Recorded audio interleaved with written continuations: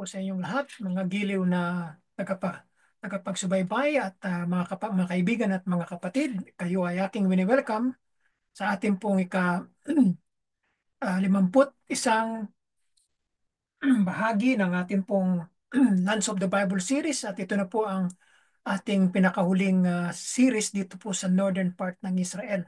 So ating pong tatalakayin at pupuntahan ng huling lugar na matatagpuan dito sa northern part ng Israel. Ang ating pupuntahan ngayon ay ang Tiberias. So ating pong pupuntahan yan at tutungo tayo sa ating materyales. At bago tayo po magsimula, kayo po ay aking wini-welcome muli sa ating pong palatuntunan na ito, at sumainyo ang biyaya at pagpapala ng ating Panginoong Hesukristo saan man kayong bansa naroroon, at tayo ay sumandaling manalangin sa patnubay ng ating Panginoong Hesukristo. Ama naming banal na Panginoong Diyos na makapangyarihan sa lahat, kami po ay nandito muli upang magsama-sama sa panibagong araw na naman ay binigay mo sa amin. Purihin ang iyong banal na pangalan sa mga puso namin, at ikaw po ang maluwalhati sa lahat ng panahon ng aming buhay. Kami po ay iyong patnubayan sa oras na ito sa aming pong pakikinig sa isa na naman pong lugar na aming tutuklasin sa matatagpuan sa northern part ng Israel. Patnubayan mo ang iyong lingkod na gagamitin, at gayon din pagpalain mo ang iyong mga anak na makikinig sa pangalan ni Jesus. Ito po ang aming sama-samang dalangin. Amen. So mga kapatid, tayo tutungo na, no? At ang Tiberias ang siyang pinakahuli nating lugar na papasyalan dito sa northern part ng Israel. Yan ang pinakadulo na. So sa ating pasimula, welcome kayong lahat mga kaibigan at mga kapatid. So ang Tiberias po ay binanggit sa John chapter 6 verse 23 bilang ang lokasyon kung saan naglayag ang mga bangka patungo sa tapat silangang bahagi ng dagat ng Galilea. Noong panahon ng ating Panginoong Kristo, walang binanggit sa aklat ng mga ebanghelyo na siya ay nagpunta dito sa Tiberias. Ang unang dahilan kung bakit hindi siya nangaral, gumawa ng miracles, mga signs and wonders dito sa Tiberias, sapagkat ito ay Gentile city. Ito ay isa sa mga garrison, military post ng Roman Army, at walang gaanong naninirahan ng mga Hudyo dito. Bagamat mamaya babanggitin natin na ito ay isa sa mga sentro ng Judaism noong mga panahong yan. Ngunit hindi nagpunta ang Panginoon diyan para gumanap ng kanyang mga miracles, at ito nga ay ayon na binanggit nga sa aklat ng mga ebanghelyo ang salitang Tiberias no, sa John chapter 6 verse 23. Ang pulutong na naghahanap sa ating Panginoon, yung mga maraming mga tao, ay pagkatapos ng mahimalang pagkapakain sa 5,000 dito sa malapit dito sa lugar kung saan nagparami ang Panginoon ng mga pagkain, ng mga tinapay, no? So, ginamit ang mga bangkang ito na upang maglakbay pabalik sa Kapernaum sa hilagang kanlurang bahagi ng lawa. So, kapag misa nababanggit ay yung Lake of Tiberias, ay nababanggit at nababasa natin yan sa aklat ng mga ebanghelyo. Yan ay binabanggit sapagkat malapit ang lugar doon sa Tiberias. Kaya binabanggit na Lake of Tiberias sapagkat malapit sila dito sa syudad ng o bayan ng Tiberias. Kaya ito binabanggit.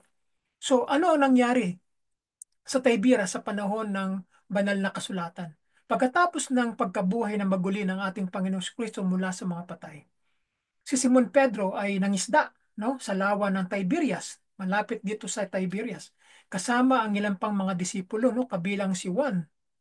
Wala silang nahuli noong gabing iyon, ngunit sa pagsikat ng araw, ang ating Panginoon ay nakatayo sa dalampasigan, no?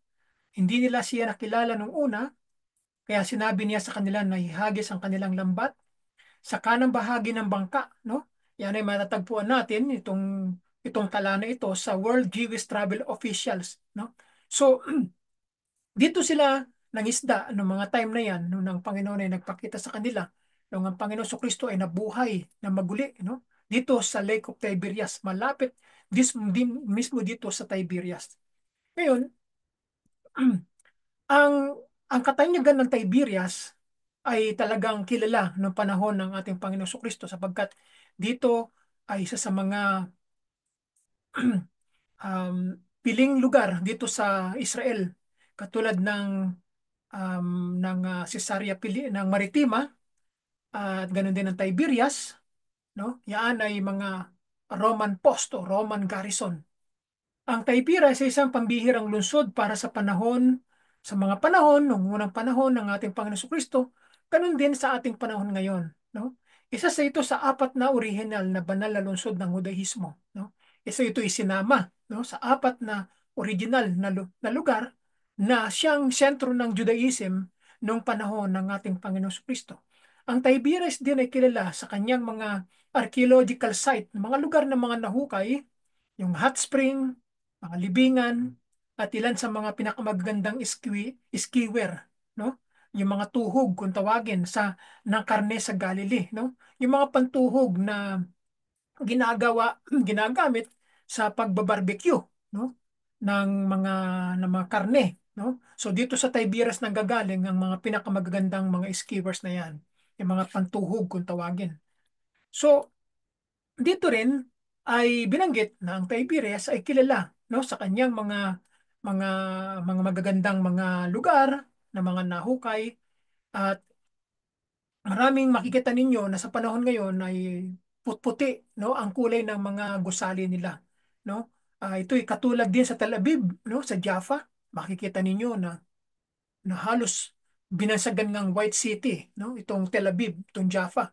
At ganoon din itong Tiberias ay kulay puti din ang kulay ng mga gusali. At wala kayong makikita ang ibang kulay maliban sa puti, no? At at ang lungsod na ito at ang kasaysayan ay sumasalamin sa iba't ibang panahon ng paninirahan sa loob ng rehiyon na ito at nakatali sa ilang kilalang tao sa kasaysayan ng mga Hudyo. So ang mga pilgrims, yung mga peregrino, mga naglalakbay mula sa iba't ibang panig ng daigdig na kabilang sa lahat ng tatlong Abrahamic na rehiyon, unang-una yung Judaism, Christianity at saka itong Islam, ay nagpupunta rito sa mga lugar na may pinangyarihan lalo sa Jerusalem, no? Yan ang ayon sa kasaysayan ay pinanggalingan ng pananampalataya kay Abraham. Sila ay managalakbay dito sa Tiberias upang mas mapalapit, no, sa mga pisikal na representasyon ng kanilang mga pananampalataya at sa kanilang mga kasaysayan, no? So asahan na ang paglalakbay na ito ng mga peregrino sa sinaunang lungsod na ito ay mapupuno ng mga sorpresa na hindi mo maiisip. So ibig sabihin, mayroong kasabihan nga no, yours to discover, no? Ikaw na ang tutuklas. Pag pumunta ka diyan, ikaw na ang tutuklas, no? Maraming mga tao, iba-iba ang kanilang gusto. So, may mga tao na gustong pumunta rito, may mga tao naman gustong pumunta sa ibang ganitong lugar. So, iba-iba ang gusto eh. May mga gustong pumunta sa simbahan, may mga gustong pumunta sa mga archaeological site, at may mga gustong pumunta doon sa mga kakaibang mga lugar na binanggit. So, it's yours to discover.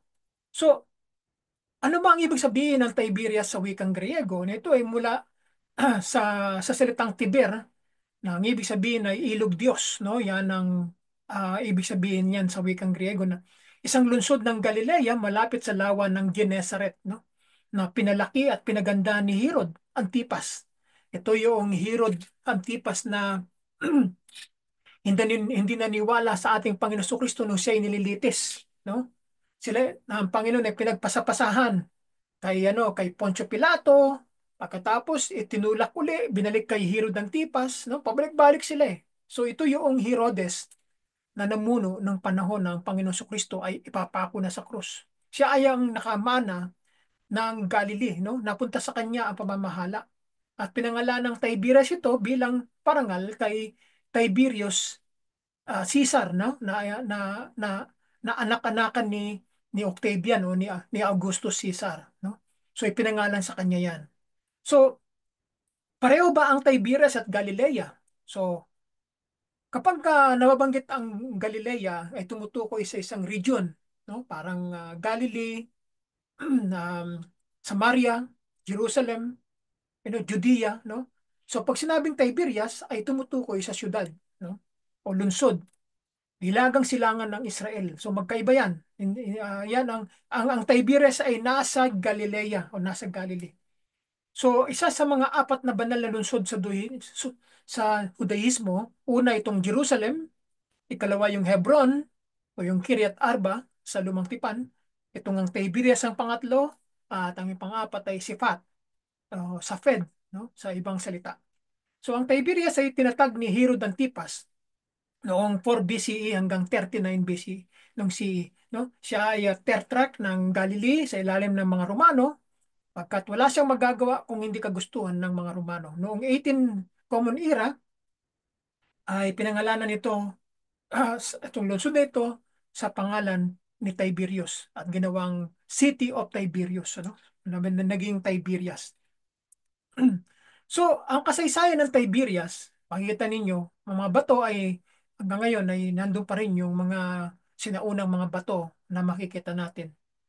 Ang kwento nito ay nagsimula noong 18 AD, no? Kasama ang mga nasasakupan ng mga Romano at ni Herod Antipas na nagtayo ng lungsod nito bilang parangal kay Emperor Tiberius. No? Sa buong tanyag ng lungsod na ito at medyo magulong kasaysayan nito dahil nga Roman Roman territory, ang Tiberias ay palagi nag-host ng mga populasyon ng mga Hudyo.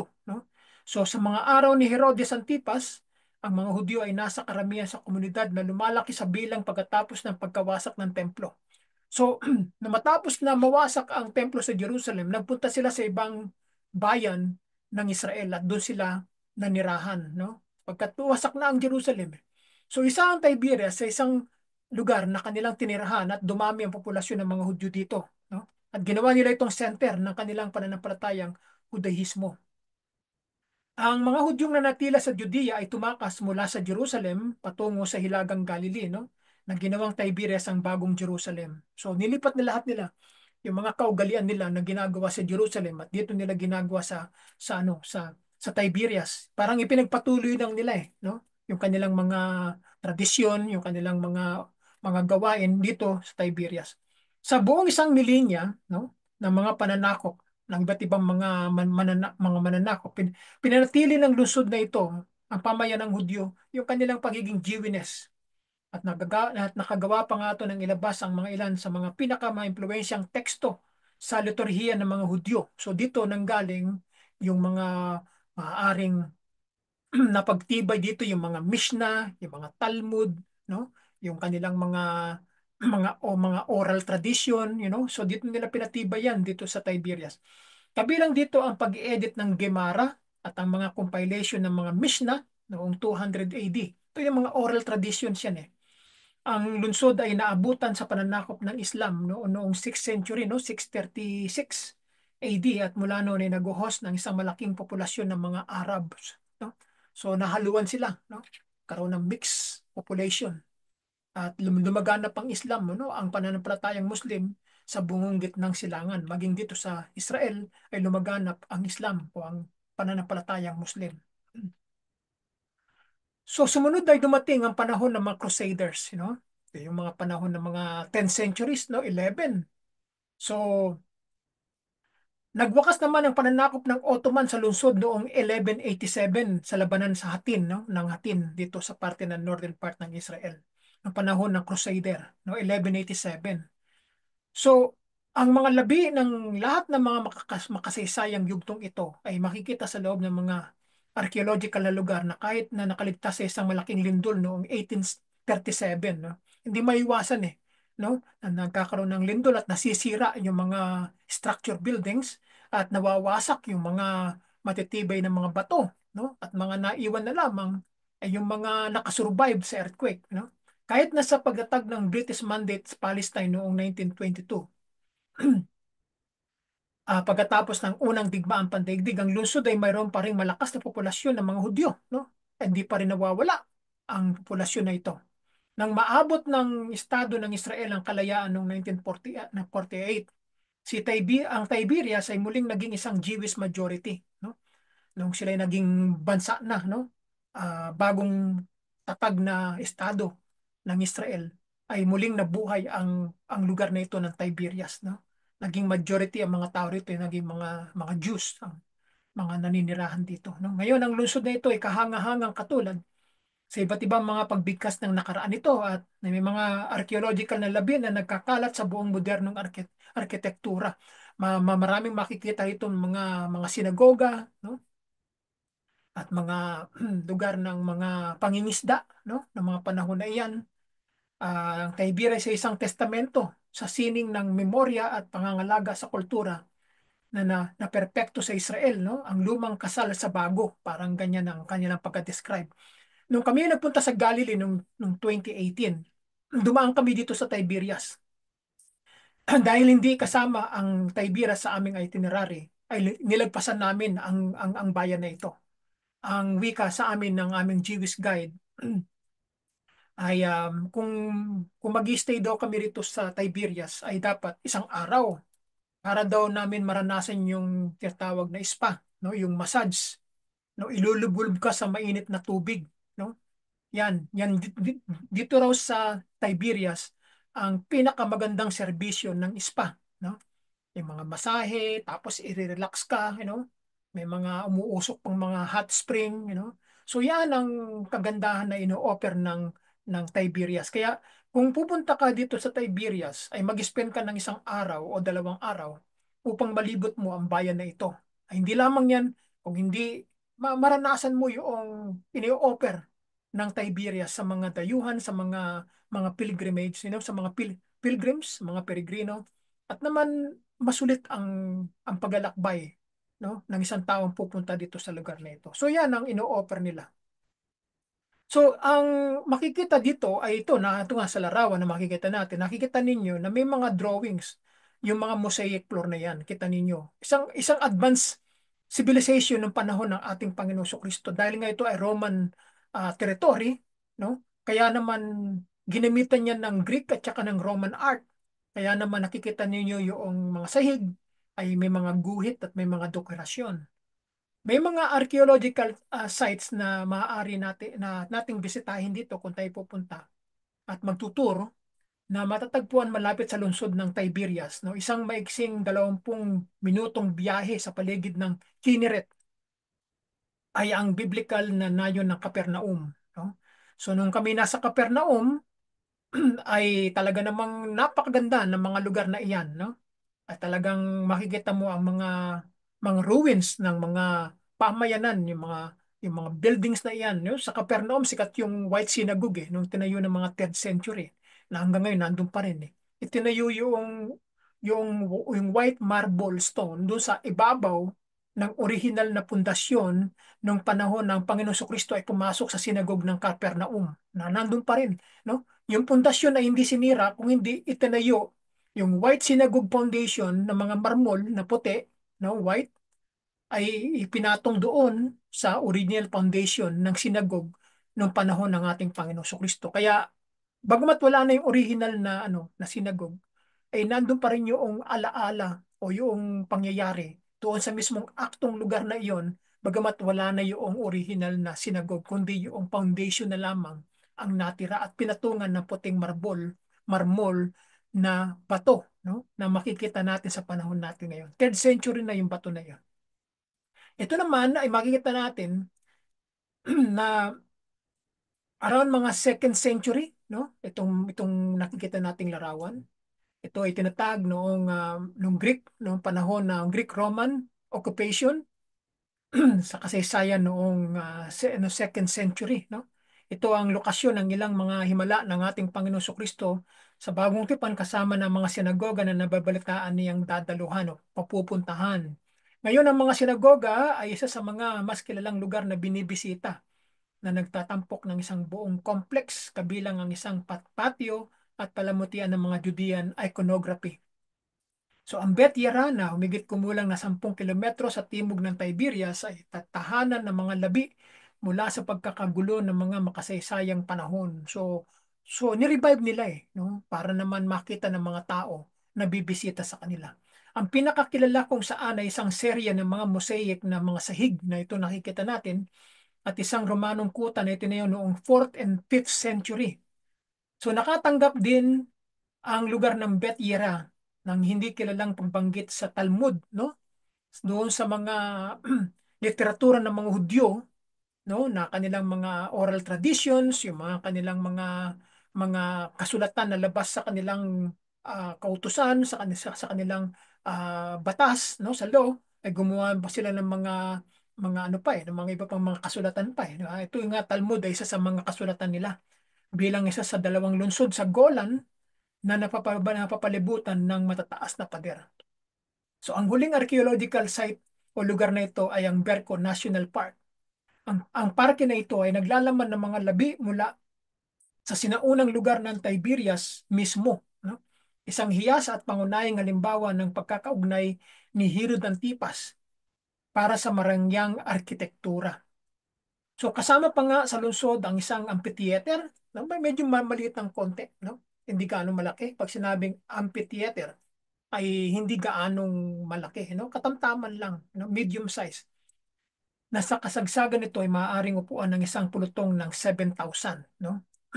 So, pag sinabing marami yan, ano?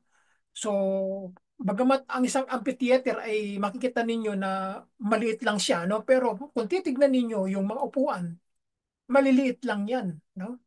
Kaya naman sa isang hilerang yan, siguro mga mga mga 50 na kagad ang makakaupo, no? Kaya aabutin ng 7,000 no? Yung pinaka pulpak niyan, no? Kapag napuno, no? Kasi ang mga upuan maliliit lang no?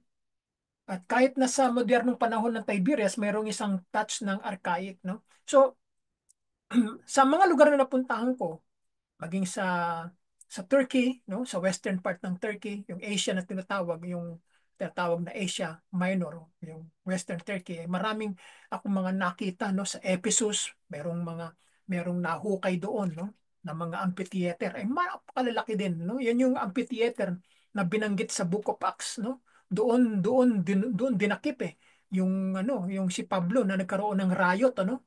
So doon siya gustong patayin no doon sa theater na yun. No, ang gayon nandun sa Ephesus natagpuan yan Tapos sa parte ng Pergamum sa taas ng bundok, meron ding amphitheater din, no? Sa Hierapolis meron ding amphitheater, no? Sa Rome meron din, no? Sa Italy. So halos karamihan ng mga lugar sa Europe at ganoon din sa Middle East ay makakakita kayo ng amphitheater kasi nga yan ay impluwensya ng mga Romano, no? Mga Romano nagtatayo, no? Ang mga Griego, hindi gaano mahilig diyan, no? Mga Romano lang ang mahilig diyan kasi sa mga tinatawag ng mga entertainment, ano? So ngayon, ano ang mga dapat makita na tanawin, no? Ano ang mga dapat na mabisitahin o puntahan dito sa Tiberias, no? Yung mga hot spring na binanggit ko kanina, yung mga spa, yung mga massage, no? Ay kilala rin bilang ang Hamat Tiberias National Park, no? So yan yung yung mga lugar na dapat puntahan. Isang series ng mga hot spring na lahat ay pinapakain sa mga channel na tumatakbo sa ilalim ng lungsod, no? Yung tubig nang gagaling sa ilalim ng lungsod. Ang mga hot spring na ito ay sumasaklaw din sa mga labi ng isang ika-18 siglo na Turkish Hammam Spa, no? Panahon pa ng 18th century, no? Ang isa sa mga nakamamanghang mosaic ng ika-3 siglo na kabilang sa lokal na sinagoga ay napanatili sa mga hot spring na ito. Ang buong lugar ay isang malalim na pagsisid sa mga kasanayan sa pagkapahinga ng sinaunang mundo. No? So, ang Tiberias ay isa sa mga pangunahing touchstone ng makabagong kultura at reliyon ng mga Hudyo. Hindi kataka-taka na ang ilan na sa mga pinaka ginagalang na pantas ng Judaism ay nabubuhay o inilibing dito sa Tiberias, no? Diyan nila inilibing. Imbes na sa Jerusalem, dito nililibing sa Tiberias. Kabilang dito ang libingan ni Rabbi Akiba ng first century, no? Tanaim na isa sa mga original na redactor ng Mishnah, no? Yan ang kanilang paniniwala. Gayon din ang libingan ni Rabbi Meir, isa pang unang siglo na Tanaim at maging ang puntod ng iginagalang na mayakda ng Guide for the Perplexed, Maimonides, So yan.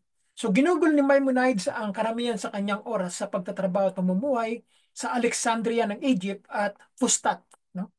Gayunpaman, pananiniwalaan ng alamat o ng myth na siya ay muling naibalik sa Tiberias. So yan ang kanilang paniniwala. So yan ang ilan sa mga highlights dito sa Tiberias at sa panahon sa kasalukuyan ay ganito ang makikita ninyo na larawan nyo no, sa tabi sa mismong harap ng Sea of Galilee kasi ang Tiberias ay ang Sea of Galilee ay nasa western part ang Tiberias, no? So nasa west siya, no? So ito ay isa sa mga pinaka napanatili na lungsod sa Israel na maintain yan, no? Na kumukuha ng malalim na natatanging kagandahan ng rehiyon. Bagamat ito ay hindi napuntahan ng Panginoon, gumawa siya ng milagro dito sa Tiberias, ngunit pinahalagahan ito ng mga Hudyo, no? Dinevelop nila ang lugar na ito. Ito ay isang pilgrimage sites na lugar para sa mga Hudyo sa buong mundo at dala nito ang kadakilaan ng ilan sa mga pinakamayamang panahon ng kasaysayan ng mga Hudyo at ganoon din ng mga Kristiyano. So mula sa napakarilag na tanawin hanggang sa kilalang arkeolohiya, at lahat ng nasa pagitan ng Tiberias ay isang destinasyon na kukuha ng iyong pagkamangha at atensyon. Makita ninyo, no? Ganyan ang larawan sa malayo, pero pag napuntahan ninyo ay kakaiba naman dahil mismong makikita nyo ang mga building. Dito, may mga swimming pool dito sa harap natin sa larawan na ito. Mayroong swimming pool at nung mga sa iba pa mga iyan ay may mga siniserve silang mga spa sa mga loob ng mga building na yan, no? At talaga namang matutuwa kayo, no? Kung kayo ay mahilig sa mga ganyang mga relaxation. So mga kapatid, no, diyan ko tinatapos ang Tiberias, no. So tayo ay pinagkalooban ng Panginoon na matapos natin ang northern part ng Israel, no. So sa mga susunod na mga pagkakataon ay aking tatalakayin sa inyo ang gitnang parte ng Israel. So sa susunod na linggo ay magpapahinga na muna tayo, no? At sapagkat ako ay papaalis, no? Ay ako ay patungo sa Israel sa darating na Mayo. So ako'y babalik dito sa Toronto sa buwan ng Hunyo, no? So isang buwan ako maglalagay sa Israel. So bibisitahin ko yung mga lugar na hindi ko pa napuntahan noong 2018 sapagkat limitado lamang yung panahon ko nung ako'y nagpunta diyan, no? Isang linggo lang ako nag-tour. So kulang na kulang 'yan.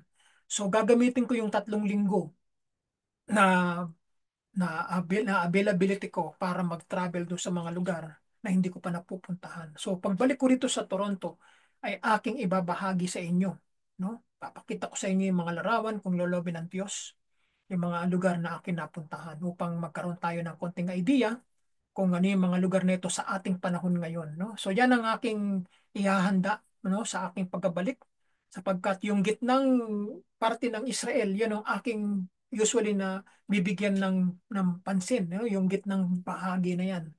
So so maglalaan ako ng maraming panahon diyan. So mga kapatid, ako ay magpapaalam na maraming salamat sa inyong lahat at ang kapurihan at ang kadakilaan ay sa Panginoon lamang. Sa Diyos lamang na lumikha ng langit at ang lupa, natin ipagkakalob ang karangalan na iyan. Siya ang nagbigay, no? Siya ang nagpala sa ating lahat. Pinagkalooban nila tayo ng ganitong mga pagkakataon upang ibahagi ito sa mga tao upang maniwala sila, sumampalataya sila sa pangalan ng ating Panginoon Kristo bilang Panginoon at tagapagligtas ng kanilang mga kaluluwa. At ipinapangaral natin sa mga gawain ito ang pagsisisi ng kasalanan, panunumbalik sa Diyos, no? Yan ang isa sa mga adikain ko na habang ibinabahagi ko ang series na ito ng Lands of the Bible ay nandoon ang paglapit sa Diyos, pagbabalik loob sa Kanya. Yan ang aking isa sa mga isinusulong, no? Na tayo manumbalik sa Diyos sa magitan ng mga lugar na ito na binanggit ay inilalapit tayo sa Diyos upang tayo sumampalataya sa Kanya. Muli, pagpalain kayo ng Diyos sa muling pagkikita, sumayin niyo ang Kanyang pagkapala ngayon at magpakailan pa man. We'll see you again. Bye for now and have a great day everyone.